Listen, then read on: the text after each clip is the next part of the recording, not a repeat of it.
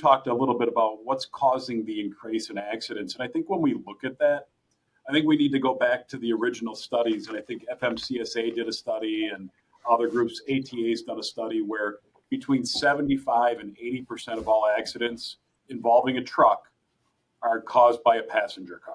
Let's start with that premise. And whether it's true or not, let's start with it because trucking is difficult. It's an essential industry that every corner of the nation depends on, even without knowing it. To the average consumer, the supply chain is magic, and sometimes a black hole. Products on store shelves, dinner on restaurant tables, packages on doorsteps. It's expected to be there on time, every time, and only recognized if there's a service failure. But how is a sausage made? Who's talking about the issues that matter to trucking companies? Welcome to TrueNorth Truck Thought, or the Triple T Pod for short. A monthly podcast hosted by Scopelitis Transportation Consulting and brought to you by TrueNorth Companies. We're here to demystify the magic, address the black holes, and to talk trucking to the industry we love. Whether it's the latest research, upcoming laws and rules, safety issues and solutions, or practical discussions about real-life supply chain challenges, the Triple T Pod is here to help the most important industry in our country to navigate its greatest challenges and opportunities.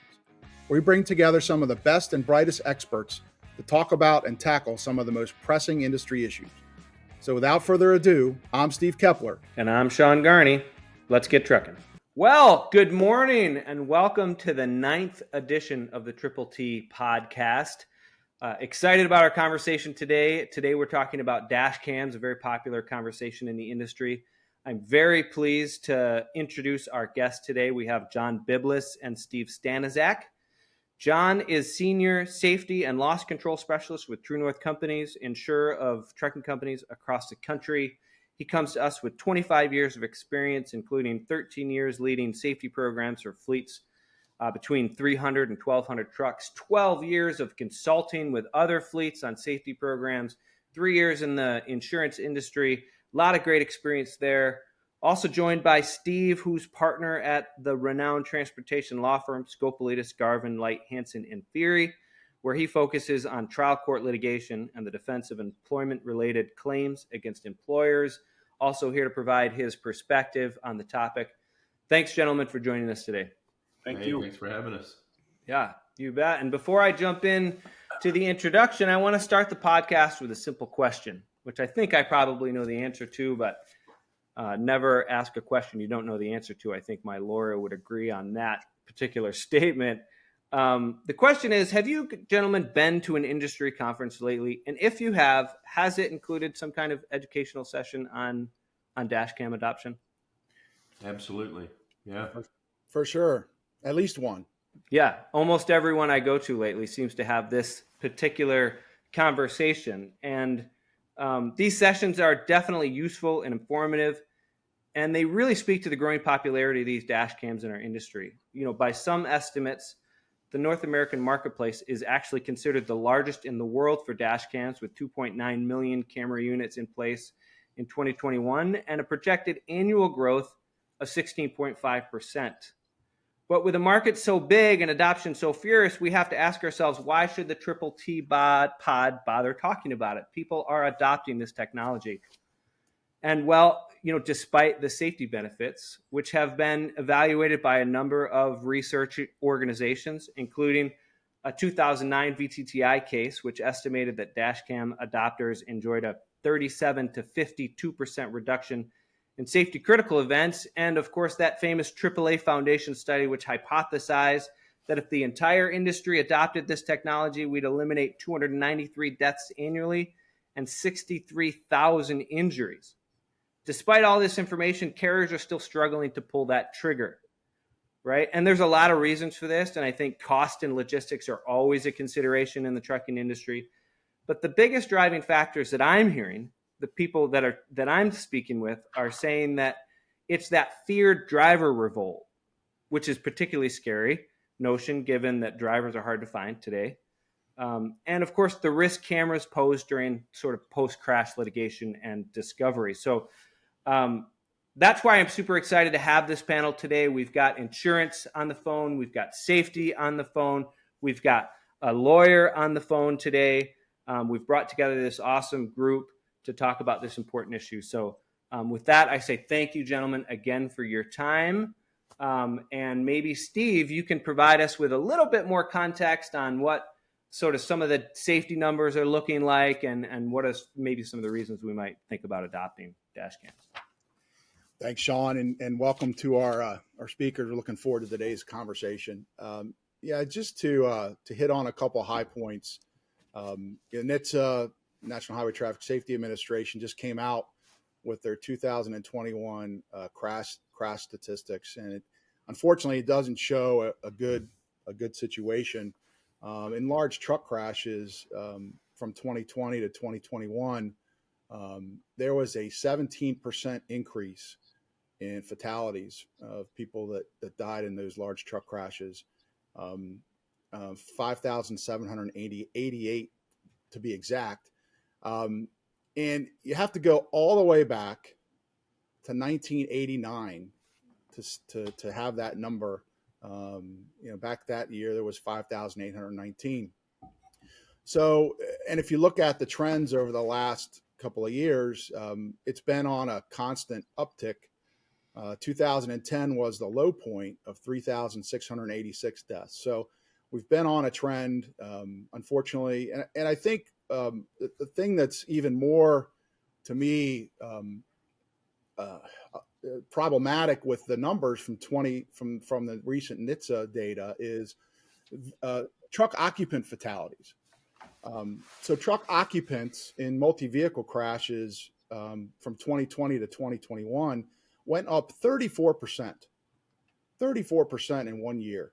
And so that is somewhat, problematic for a number of reasons. And I think we still see a lot of that due to lack of wearing restraints and safety belts. And so, cameras are one of the things that can help with that in some respects. But I think the picture is, we're still, now, all that being said, fatality rate has gone, steadily decreased for a while. It's about flatline now, but we're driving more miles, but still there's a lot of challenges there. And I think, one of the things certainly, Sean, you cited some of the statistics with dash cams and their benefits, but one of the things that would be interesting to hear from, our panelists here today is, with all this increased adoption of cameras, and the fatality numbers going in the opposite direction, what do we think that could be attributed to? I don't, John, Steve, what are your thoughts there? Maybe start with Steve, and John, love your thoughts. Yeah, thank you. So, Sean, it was hilarious that you started out with the comment you made about, have you been to a seminar? Because I still remember when dash cams first came out, and I went to a Trucking Industry Defense Association meeting, annual meeting, and on the way back to the airport after that meeting, after talking about all these dash cams coming out, the debate raged on. It was going to ruin the industry. It was going to be great for the industry. It was going to be somewhere in the middle. It was going to ruin the legal community because all the answers were going to be in the cameras, right? Well, all of the above were wrong, right? To some extent they were right, to some extent they were wrong. But it's a great point that debate continues to rage no matter what. And Steve, you talked a little bit about what's causing the increase in accidents. And I think when we look at that, I think we need to go back to the original studies. And I think FMCSA did a study, and other groups, ATA's done a study, where between 75 and 80% of all accidents involving a truck are caused by a passenger car. Let's start with that premise, and whether it's true or not, let's start with it, because that's a factor that we can't control for, right?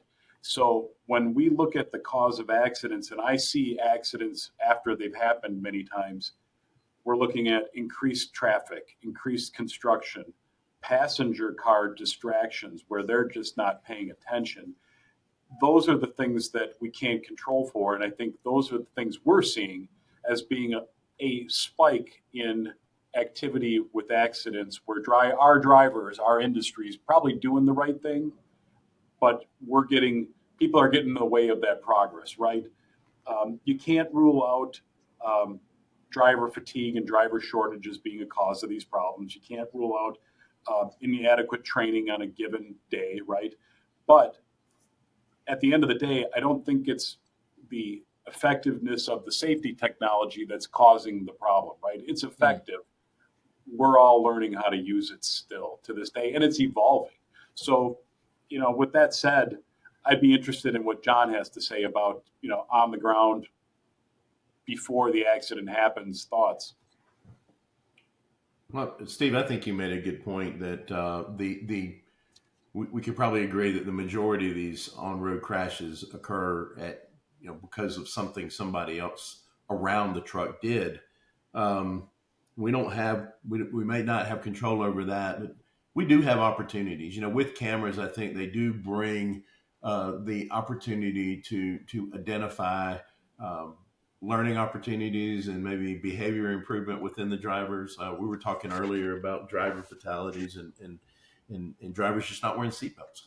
And it's the law, but they make their own personal choices. And if you have that in-cab camera, you certainly can affect the driver's behavior by just holding them to that standard. And one thing that we've seen with cameras and just the effect that they have on the fleet is just the ability to identify risky or undesirable behavior and correct it pretty easily. One thing I'll say about our drivers is the majority of them don't really have a problem performing to the standard that you expect of them, as long as you communicate that standard and hold them to that standard. Yeah. Make sure they understand how you need them to perform, and then give them feedback.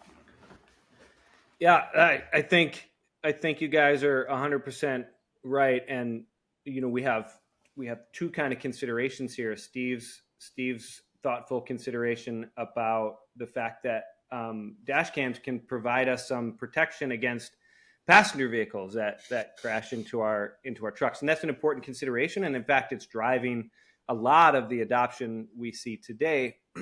But then when we cite numbers, safety numbers, from VTTI or whomever else, they're predicated on the inclusion of an effective training program in order to perceive those safety benefits. So if we have a good safety program, then we'll see those safety benefits, but we'll also get those exoneration benefits. So I think that's difficult. Maybe we can sort of park for a minute on the safety benefits and what are some of the most effective ways to sort of train these drivers based on that, and how often we should do that. So I'll pose one question which I found interesting. As we know, ATRI just came out with a recent report about dash cam adoption and the use of dash cams.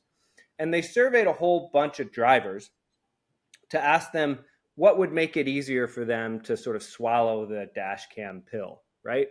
And a few interesting things came out of that. One was that the fourth most popular thing that drivers thought would help them be able to swallow that pill was a reduction in carriers using cameras for fault finding, right? And this other idea that we could use cameras to identify bad behaviors and to coach on them, but there shouldn't be any punitive element to that. So how do we balance that as carriers to provide the training, to respond to safety critical events in a meaningful way that, Steve, protects us from possible future liability, while also not turning the driver off, right? So how do we balance fault finding, punitive action to increase safety? And that was a complex question, so that's how I do. I'll roll around in the mud for a second on that. Yeah, that sounds great. Thanks.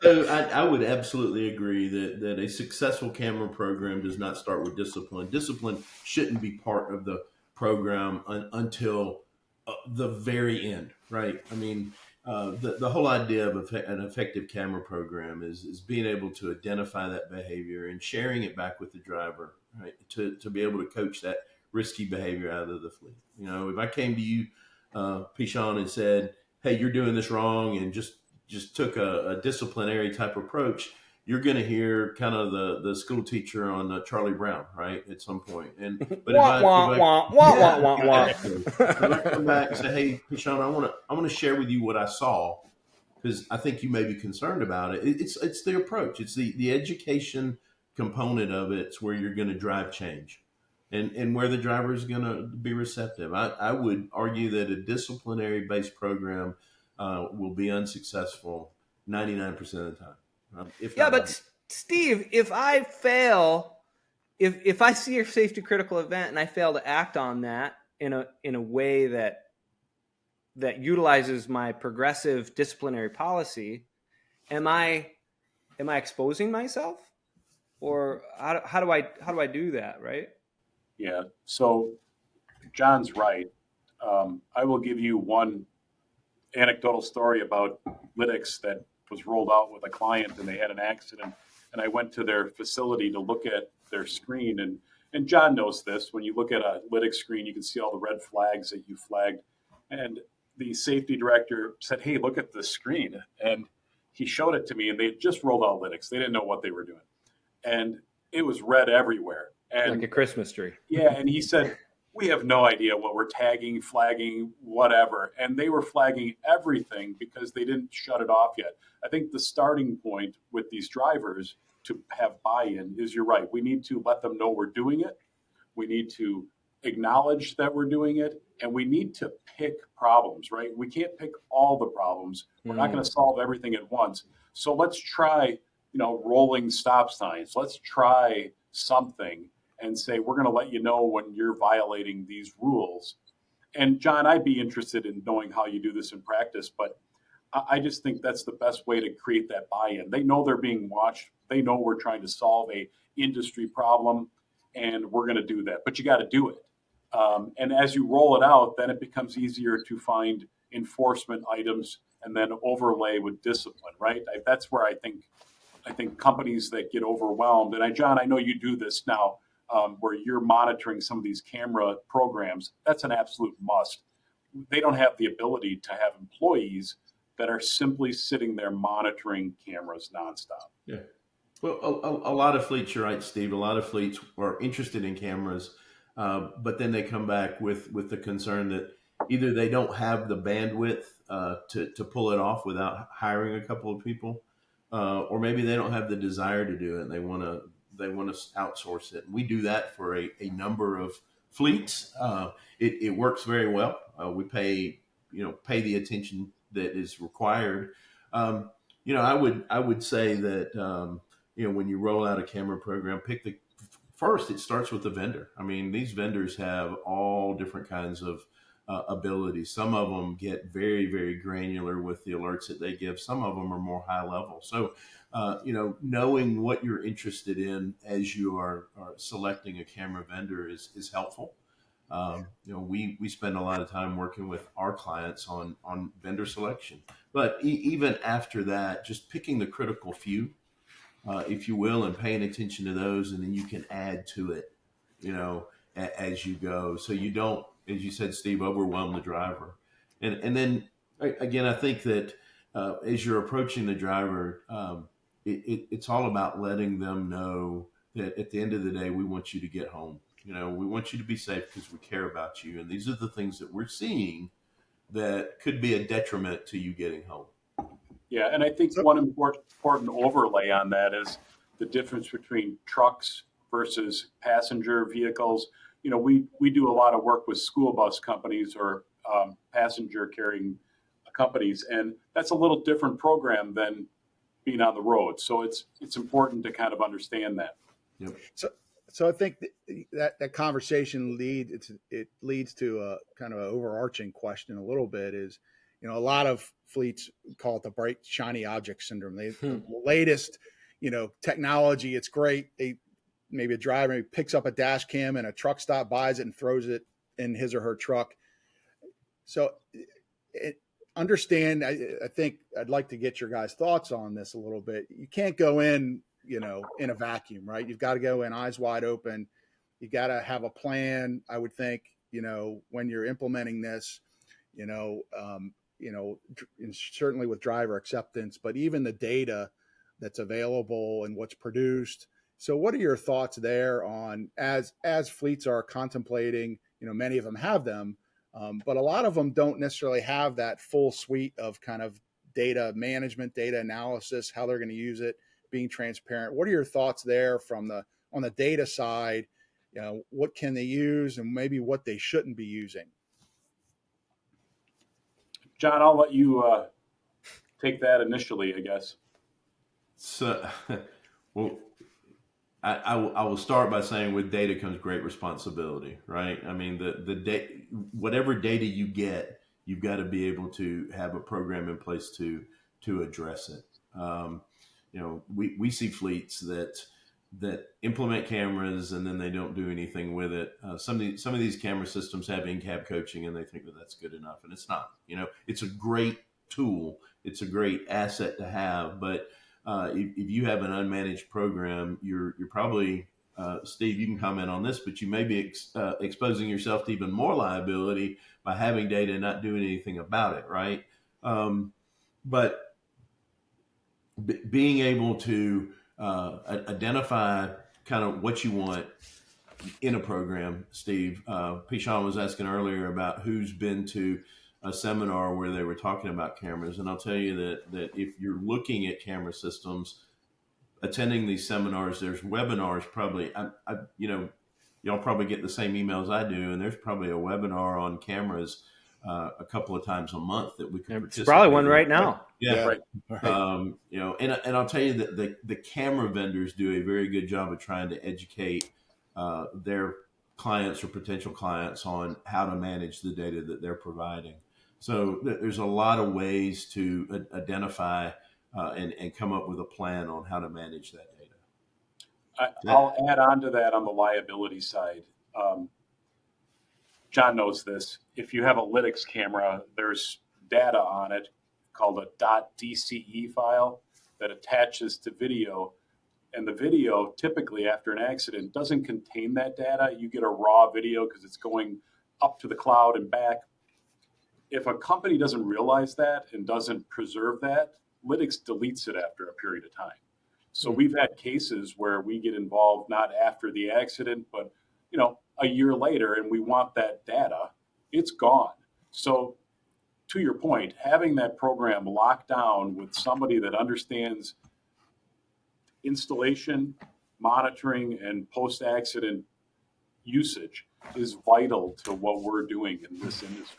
Yeah. Great. Absent that, it becomes a meaningless tool to some extent. Yeah, great point on Lytix, Steve. You can download the initial accident video in, I guess, an MP4 format that can be shared. But then the raw data, the telematics data has to be downloaded in a separate format that you have to use their viewer to use. And we actually manage a couple of programs using Lytix, and anytime there's a crash, we download that 30 seconds before, 30 seconds after. If there was something longer, but usually 30 seconds either way gets the accident, right? Right. If we determine we need longer, we'll grab longer, but we grab the MP4 file to, just for viewing purposes. And then we grab the DCE, I think is what it is, just to preserve it in case there would be a need for it down the road. So I'm going to key on something you said a little bit earlier, John, and I'll start with an anecdote, which Steve will recall. A year ago or 2 years ago or whatever it was, we were doing a safety gap analysis on a fleet it's a safety compliance company. And they were very excited to have just adopted dash cameras.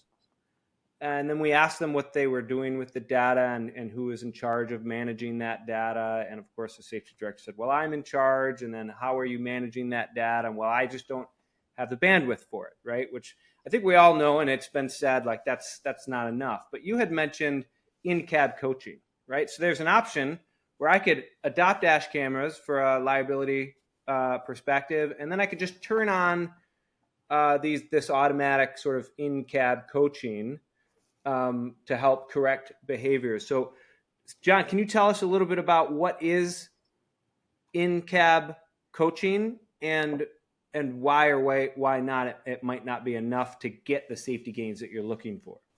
Yeah, sure. I think it helps. So, as an example, Netrodyne has in-cab alerts. I was in their system the other day and kind of watching some stuff for another client, and their in-cab alerts will give following distance alerts, speeding alerts, and basically the driver goes over the speed limit by a certain threshold, and it says, "Bing, speeding," or tells you to slow down. And if the driver responds to that, there's no trigger. So there's no event. If the driver is warned and they slow down, there's no event that gets recorded. Same thing with following distance, and so you can see some driver behavior being modified by those in-cab alerts if the driver's paying attention to it. Then there's other situations. I was at a client, I don't know, probably a year and a half ago, and a mechanic came walking in, and he had gone to pick up a truck, drove it 2 miles back from the dealer, and he said that he got 16 different alerts while he counted them while he was coming back those 2 miles, and it was just all the information in the truck. It wasn't just the camera; it was the camera, it was the lane departure, it was the little light, telling you that somebody's next to you.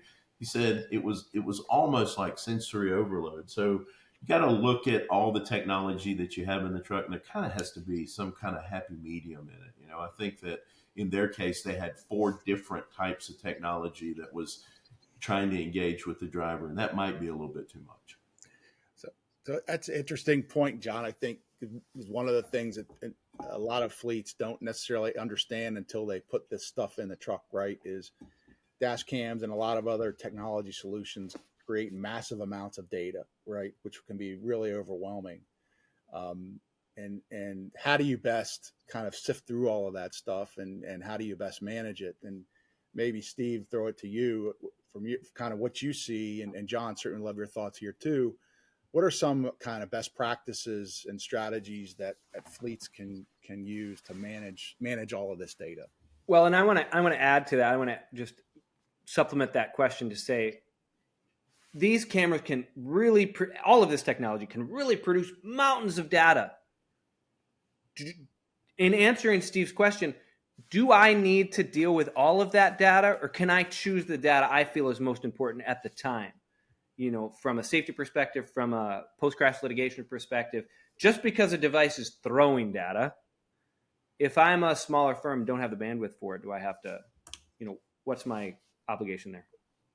So I'll start with post-accident, because we're given the data and we see the data, and we have access to all of the data that was chosen by the company. On the front end, though, I am a true believer in the fact that you need to kind of pare this down to its essence and what's important for your industry, whether you're doing short hauls, long hauls, passenger vehicles. You need to pick the stuff that means something where you have a problem. And once you do, and the example I gave you about the school bus company, once they implemented that, they were able to hone in on certain actions and correct them automatically. So, Steve, I think your point is well taken. We need to pick things that we're going to solve problems for. We can't look at all the problems and try to solve them all. We got to pick what we can. I also, and John, I want you to talk a little bit about this because I'm sure you have more experience than I do, but are you seeing an age bias on cameras, meaning are younger drivers more inclined to accept inward, outward facing cameras versus the older guys that have been doing this for 20 years? I don't know that I've experienced much of an age bias. Here's the thing about cameras. If we were talking about cameras 3 years ago, 5 years ago, I think that there was a lot more resistance to cameras then than there is today. As a matter of fact, we still are in a ramp up mode. There's still a lot of fleets that don't have cameras, but I would say that the majority of the fleets that TrueNorth deals with have cameras and may even be entering that second generation, and they're looking for the next best vendor or something. So And having said that, I would say that the odds that a driver today that has been in the industry for, I don't know, 5 years, the odds that driver has not worked for a fleet that has had cameras is probably pretty slim today, Right. you know? Yeah. And my experience, just to add to that, would be that generally speaking, not always, because we have some people that are resistant, and I can't put an age on that. But generally speaking, once a driver works for a fleet that has a camera program that's managed properly, they really don't want to go back. Yeah. You know, they understand the value that camera brings with, you know, whether they like the coaching opportunities or not, they understand the ability to exonerate them, and they understand the benefits of the camera, and they would rather be protected than not.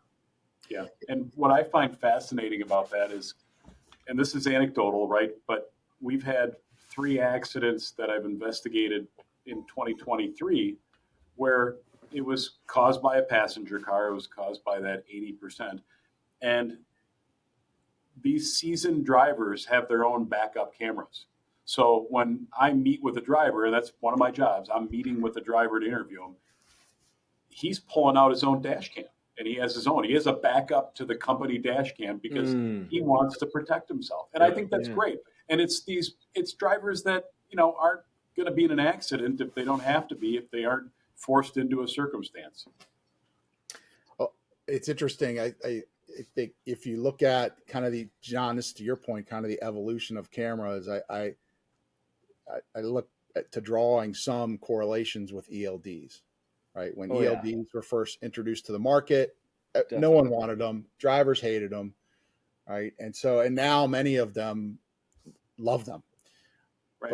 But I think one of the things we're starting to see, and this is why this question about data is so important, is because we're seeing an evolution of how ELDs can potentially be manipulated and or how enforcement is dealing with them now that they've got access to all this different data.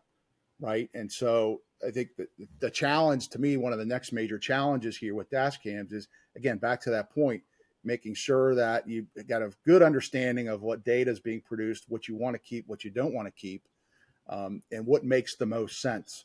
And so, you know, maybe talk a little bit about, you know, Steve, maybe your kind of experience in the courtroom with how some of this data is being used to help or hurt fleets in court cases. Yeah, and that's a big, broad question, but I'll talk about 2 things in particular. We'll start with the end game, which is document retention, right? You need to have a document retention policy that preserves video for so long, right? So that you have the ability to unload it. And typically what we see carriers doing, and John, you can talk about this too, is, you know, Lytics has a program where they're retaining a video for so long in their database. That is adopted typically by the carrier saying that's our retention policy too. So when it's gone, we're done. We've saved it for as long as we can. With the exception of accidents in particular, because we get involved, it becomes work product. We're keeping it in our files as well. So there is a different analysis there. We're keeping it longer. But on the front end, I think you're right, Steve. We need to talk about what type of data is being preserved. And I think that's hard to do because it depends on the brand. It depends on the company. You can manipulate that to some extent. So I think you have to have an upfront meeting. And I'm presuming John does this with clients. You're talking about what you're going to retain and how you're going to retain it. And, you know, the perfect segue into this is, or into the topic is, you know, all these biometric data collection policies, Illinois' BIPA law, what we're doing. Yeah. You want to open that can of worms, huh, Steve? That's perfect. Let's no, we're not going to open it, but it has to be addressed, right? Because other states are going to do this.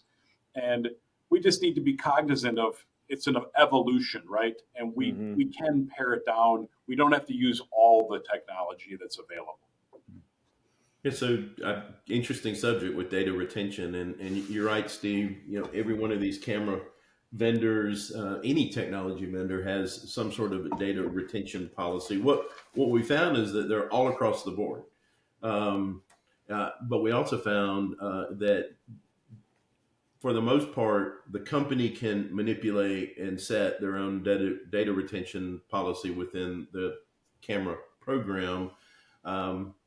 Steve, you and I only met, or we probably would have asked you to participate, but a couple of months ago, we put together a panel of 3 different defense attorneys, and we just had this kind of free-flowing conversation about camera programs and best practices, and just wanted to get their consensus on everything from coaching to inward and outward facing, audio, data retention. And when we got to data retention, the as an industry, we've kind of stumbled through it. And I'll tell you personally, my guidance in talking with a lot of fleets has been, if we have to retain 6 months of hours of service records, maybe 6 months of telematics data is appropriate and interesting. And that's kind of where a lot of people settle in.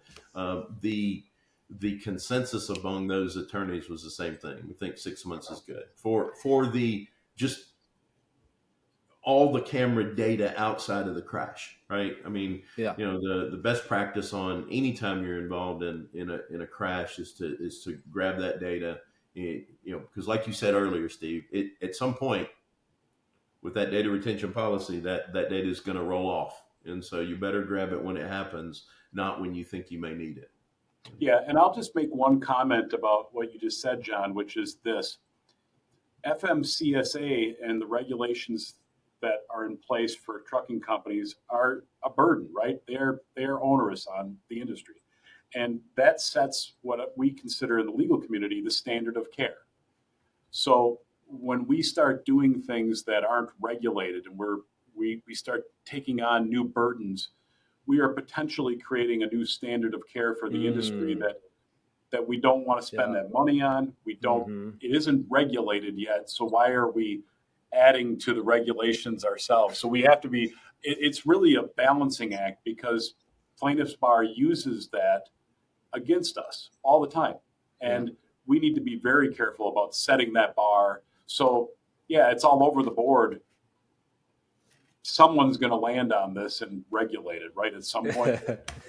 Yeah, so I think that's great.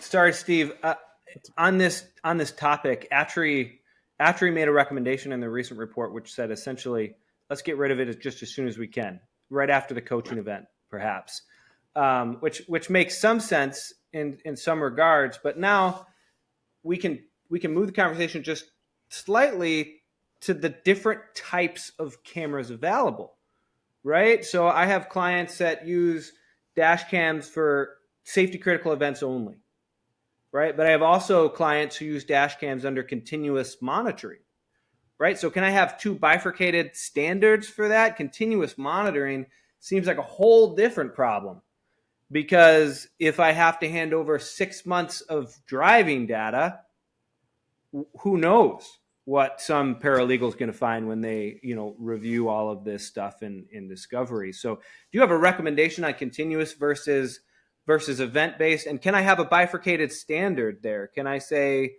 my continuous monitoring, I'll keep that available for whatever it is, a week in case there's a need for a driver review, or, how should I respond with those 2 different types of data collection models? I'm going to let John take that one. Thank you. Actually, I got some good thoughts on it, because so here's my understanding of this continuous monitoring, and I think what you're talking about is the buffering that they do, right? So all these most of the camera systems, not all of them, they buffer to some degree, and I spend as the subject matter expert at TrueNorth on this telematics, I spend a lot of time trying to get to know as many of the different vendors, and you can't know all of them. We went to a conference a while back, and there were probably 30 different camera vendors at that conference that I had never heard of, much less ones that I'd heard of, but they weren't mainstream players that, I was still trying to get familiar with. And, but the ones that have buffering, it's generally anywhere from 50 to 100 hours. So it's not this great big data set that they have, but what it does is it records for that 100 hours and then it just rolls off. And so if you do have a need, if you do get a phone call saying, hey, your truck was in an accident yesterday or the day before, you can go back and potentially get that video, or your driver did this, or, there's all kinds of, situations where you may want to, be able to see what they did. But generally speaking, it's somewhere in between 50 and 100 hours is kind of what I see that you can go back and pull that data down. And it's just the internal storage on the camera itself is keeping that. The critical events that happen on the mainstream high-tech cameras, those are uploaded to the cloud as they happen, so you can view them. But that continuous monitoring is kind of a short time. And I don't know, Steve, is 100 hours running hours, is that a short time or not? You'd have to speak to that, but that's kind of what we're dealing with on that continuous monitoring. Yeah, and I think it's probably arbitrary but fair. And here's why. In the legal world, what a driver was doing 3 days ago is irrelevant to the cause of an accident, right? We can't go back and say, well, he's driving like a maniac, 3 days ago, so he caused this accident. That just doesn't work. So even with the reptile theory, though, shouldn't the reptile theory maybe get to that? So undoubtedly, but all I see is nothing good can happen from having that data. I pulled data after an accident that was interesting and had some different dynamics to it, where I wanted to see what a driver was doing probably in the 5 miles before the accident. But other than that, I agree with John that we ought to be very careful about preserving that. We're already triggering alarms on conduct. We don't need to know what everyone is doing nonstop, right? And I don't think we want to know what a truck driver is doing for 100 hours straight, right? I mean, it's invasive. It's probably difficult to monitor any of that. Well, and I think it's kind of cost prohibitive. The reason that these cameras only buffer for 50 to 100 hours is because of just the cost of the memory, right? And right. I'm sure you can upgrade, but how far do you upgrade? And if we upgraded to the next memory system, some plaintiff's attorney is going to say, well, you should have doubled that. I don't know. And then if you're downloading it, if the fleet was trying to download it and preserve that data, you just can't. I mean, you can't do that. That's why Google has these big giant, water cooled computer buildings that use more energy than anybody else, and because they can't afford to do it. I mean, they that's what it takes to do it. And practical. In addition to the evidence issue, which it has no real meaning, it goes back to the beginning, and I keep thinking of inward-facing cams.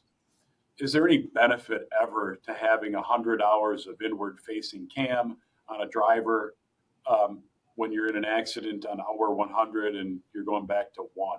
I don't know that there is, and nothing good can happen to it. And, John, we can talk about this later, but I'm just not a big proponent of having inward-facing cams in general if we have a quality driver that's earned the right to shut it off. And I know we'll talk about that a little later. Yeah. So that's a good segue, Steve. I think the ATRI report that recently came out was really focused on driver-facing cameras, and noted in there that the driver acceptance has been very low, and it talked about a couple key things related to that: driver privacy, confusion over the use, who has access to it, the different recording modes, which we've already talked about, and drivers being worried that that if there's small things that they're being defined as negligent, it could be highlighted. And forward-facing cameras, the big success has been exoneration, right? So, right. And with driver-facing, maybe not so much. So, what are maybe, John, in your dealing with fleets, what's been kind of how they've handled the inward-facing cameras? What are you seeing? What are the concerns? How effective have they been?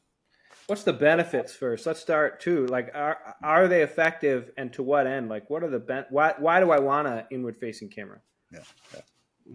Well, I think that the two benefits that I see of an inward facing camera is being able to identify two key risky behaviors, and that's not wearing your seatbelt and using a handheld electronic device. And I'll tell you that when you identify those issues and you address it with the driver, we see that behavior change drastically. Again, I made that comment earlier that this coaching is all about communicating your expectations, monitoring them, and providing feedback. And when you see drivers not wearing a seatbelt, I think it goes back to the 80-20 rule. It's, hey, Pishon, you're not wearing your seatbelt. You know it'll save your life. It's the law. It's company policy. Yeah. I'm not used to it. And those guys pretty quickly come in line, or gals, or drivers. You have some that are just resistant. And I think that's when it goes into the company education and disciplinary process. We're just, at some point, we're not going to take a risk on you hurting yourself, and you can't work here anymore. But you have to just try and try and try. And we see very dramatic results with both seatbelts and handheld electronic devices. And these cell phones we use, they're addictive. I mean, we don't hear that word too much, but it's literally an addiction. If you sit in any business meeting, ride down the road and look at the people around you, people just can't.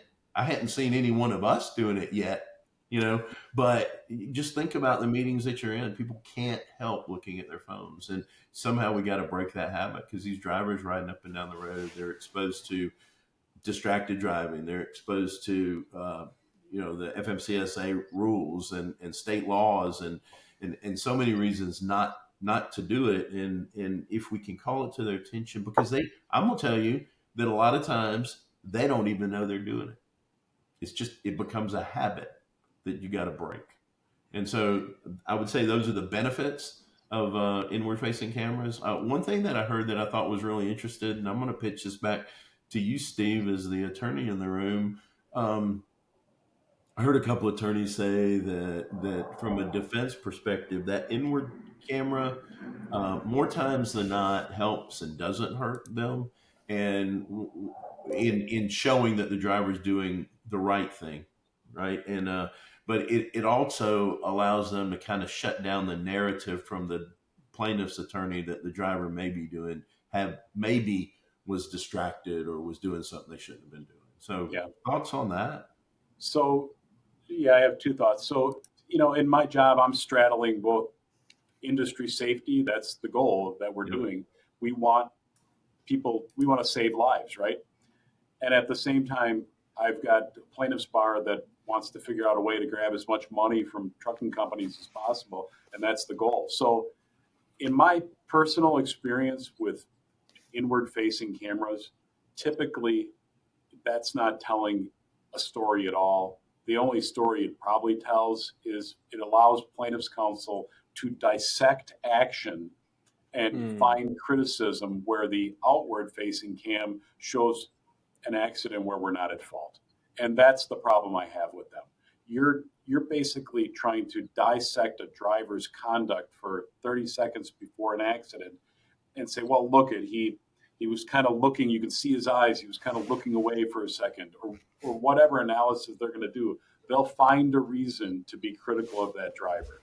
Now, also, anecdotally, I've had some great video of drivers that were in accidents that aren't their fault, but their reaction after the accident, because they know they're going to get disciplined, fired, or whatever, those comments afterward are painful to watch, because they create a complete video that if you look at it initially, you're like, oh, he must have thought he was at fault based upon what he said after the accident. So, I like a short policy on camera usage. I really like the idea that experienced accident-free drivers have the ability to have their camera shut off. I think it's a tool for drivers that are having problems and need that enforcement. And until you're to that point, then yeah, you need the inward facing cam. I want to push back on that just for a second, Steve, Yeah. here. Well, first of all, I want to address John, who keeps implying that I'm a bad driver by using me as the example. I'm a pretty decent driver. I'm a really good one. The problem is if I say Steve, I'm talking to two different. Oh, that's right. Okay. Anyway, so getting back to this, Steve, this idea that a lot of bad things can happen on the inward facing cameras. I could have asked that question earlier about who's been to an industry conference and who's seen a presentation about the reptile theory, and we'd all say yes too, right? And so when that's what a lot of carriers are thinking about now. What do I say in deposition? Steve, you talked about standard of care earlier. If I adopt an inward-facing camera program, am I demonstrating my commitment to safety above what might be standard in the industry? And can that play to my advantage? Or, how do we weigh the risks and rewards? Sure you can, but having that policy in place is great. But I've seen the other end of this where Sure. drivers who are in catastrophic losses have put tape over their camera, and we didn't know about it until we sit down and look. We're like, where's the inward facing cam? It's supposed to be on. And you can actually, in one case, you could actually see the little Lytix watermark, but the camera was gone. Oh, yeah. Because Lytix had it on. They just covered it up. So we've seen Vaseline on the camera lens. Yeah. So I think there's a lot of different ways. And typically what I think the problem is that we can't treat every driver like a bad driver. We have to accept that, like every industry, we've got some really good drivers that care, that bring their own dash cam and mount it themselves as well. And that's okay. That's part of being safe. We're hiring really safe drivers. But the camera policies that we will put in place allow for the option of turning it off for safe drivers based upon years or miles, whatever. And John, I don't know how you do that. I'm presuming you've got policies that you put together on that issue. So we're just starting to run up on that, Steve, where we actually have a fleet that allows drivers to actually, they don't turn the inward on until the driver earns it. So if there is an allegation of distracted driving or they get a ticket for a handheld or not wearing a seatbelt or something like that, then they'll turn it on and then they can earn their way out of it. And I'll be honest with you, I'm not really sure how I feel about that. The majority of our fleets go one way or the other, and it's kind of stripped down to companies generally have company drivers generally have inward and forward facing cameras. Fleets that have contractors that have cameras generally don't have the inward facing on for their contractors, and that's their decision. In the camera programs that we manage, we've got a little bit of everything. We don't have any split, where you can turn it on or off. But we've got some programs that are contractors that is only forward facing, and then we've got the majority of our programs are both inward and outward. Actually, we have one client that is in a consortium, if you will, on their insurance, and their insurance is providing outward facing only, and they wanted inward facing, and they hired us to manage the inward facing. So because the insurance group manages the outward, so a little bit of everything for depending on what they want. So I think I'd like to pick up something you said, Steve, a minute ago, and I think this is really more directed for John, and I think interesting you hit on a point. So for the longest time, once before all this technology came in the truck, once let's talk about new drivers were set on their way and they're out there and there's no monitoring. There's no way to understand what they're experiencing, how they're interacting in certain events that occur on the roadway. And John, maybe you can talk to your experience, kind of maybe looking back before cameras with newer drivers to the industry versus kind of the more drivers that are coming in the industry now, and with fleets that have cameras, and particularly inward-facing cameras. Are their ability, the fleets and the drivers' ability to be a better driver sooner now more? Is that happening more now with inward-facing cameras? Because now the fleet can help work and coach the driver out of the gate, right? And they get to a better place more quickly than in years past. Maybe you can talk to that a little bit.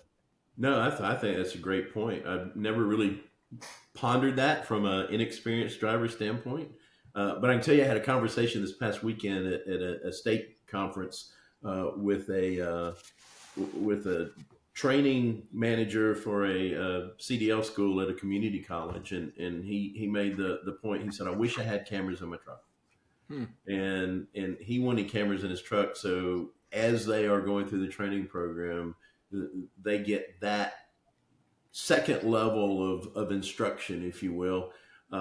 The other thing that he said was that it's an opportunity to get them used to the cameras before they ever get out in the industry. So I really liked his approach, and we're trying to help him with that with a vendor connection. So, but yeah, I think that the ability to do some in-cab coaching with brand new or lesser experienced drivers is something I hadn't pondered, but that's a great point, and I like it. I mean, I think that it's very valid, right? You know, they don't know what they don't know. They've been with a trainer for anywhere from 10,000 miles to 50,000 miles or whatever it is, and some of these programs, face it, are pretty low, and that's it. Then you turn these drivers loose, and they still don't know what they don't know. And so if we have the ability to help them with that and to coach them through that. Yeah, that can be nothing but an asset. Yeah, that's a really interesting concept, Mr. Keppler. I really like it. I want to be cognizant of the fact that, unsurprisingly, this conversation has gone longer than expected. And, of course, Steve is charging us, I think, by the minute now. So we want to begin wrapping it up just a little bit. Just kidding there, of course. I want to give everybody a chance to give sort of their final parting shots, but maybe in doing so, you can answer a question for me. Steve and I have run into some scenarios where fleets are eager to adopt cameras, right? Because they see the benefits from a liability perspective, from a safety perspective, but they're hesitant to pull the trigger because there's a lot to think about. I mean, we just spent an hour thinking about the type of camera, what to do with the data, what our policies should be, how to train, right? There's a million things for carriers to think about when adopting cameras. And some of them get paralyzed with this thought and have a hard time finally pulling the trigger. So the question is, do I need to have all of these questions answered in order to implement a program that I know is going to help from a liability standpoint, that's going to help from a safety standpoint, but I haven't yet put all of those pieces together? That was a terrible question. Sorry. That was a great question. It's a good question. Yeah. John's thinking, but I'll answer for me. When I look at carriers that have cameras on board, and this is apropos to what we were just talking about, there are some carriers that come after an accident and we ask, well, do you have inward-facing cam? No, we could never have inward-facing cam because our drivers would never accept it. That's a culture issue, and that isn't coming from the drivers. That's coming from someone above the drivers, creating that culture. And I think when we look at this, there's only good things that come from having outward-facing cameras today, quite frankly, cameras in general. And ultimately, I think that's the push. You just need to do it and work with someone that understands the value, right? And I can go give a presentation on accidents and tell you why dash cams are great for companies. They hear that enough, that becomes the norm. And at some point, it'll probably be regulated, right? But until it is, it's absolutely a value to all companies to have it. And I think that's the key. They need to hear that from people that are, boots on the ground. They're in the trenches. They see it. every day. And I think that's the answer. And I think from my perspective, John, would love yours there. To me, and this is somewhat to your point, Steve, for a long period of time, fleets have thought about safety from a regulatory compliance perspective. And I've got to do that in-house. I've got my people have to do that stuff. And I think, Deshaun, this is your point. I want to make sure they're ready. And in this space, they may not know. They're not comfortable. And so to me, one of the big parts of this is you need to establish a strong relationship and partnership with your vendor, lean on your vendor and your insurance company. They're partners in this, right? They can help you understand and deal with it, and don't be uncomfortable to help rely on them, because they're on your side too, right? Everyone's moving towards the same goal, and it's okay to be a little uncomfortable and rely on those parties, because it's in their best interest to make sure you're safe as well. Yep, I agree with both of y'all, and I would say that these vendors would agree with us too. I mean, for the most part, when I watch a rollout, these vendors work very hard to make sure that their clients are successful with their programs and they have a successful program in place. I've mentioned it several times, but reach out to us. I mean, we have a vested interest in the success of our clients also, and when it comes to these programs, we'll coach them on their program, if you will, or if they don't want to do it, we're happy to do it for them. So, we'll help them design it, and then we'll manage it ourselves. Awesome. Well, thanks, gentlemen. Our half hour to 45-minute podcast has again gone for an hour, but I think that's because we had great guests and interesting topics. So I want to thank both of you guys for joining us today. I want to give you an opportunity to plug whatever you're doing or to offer parting shots, and then we'll kick it to Steve to bring us home. But thanks again for joining us today. Steve, final words? John, final words? Yep. No, thanks for having us. My second podcast. It's been a joy. Again, TrueNorth wants to be a partner with all our clients. We work hard at that, and happy to help anybody else in the industry. If you have any questions, feel free to reach out. Yeah, thank you guys for having us on. Appreciate it. This is a great opportunity. It's a great topic. And I don't know when Dashcams became mainstream or when that seminar was that I went to, but at the end of the day, it's still evolving and it'll continue to evolve. But I think we can all agree that there's good things that are coming from the technology. Thanks. Great. Well, thanks again, gentlemen. And thanks to our listeners for listening to this episode of TrueNorth Truck Thought. If you enjoyed the topic today and want to tune in for future conversations here on the TTT Pod, make sure to follow us. Also, please don't hesitate to let us know which topics you want us to cover in future episodes. Drop us a line in the comment section or send us an email, transportationnews@truenorthcompanies.com. Thanks and have a great day.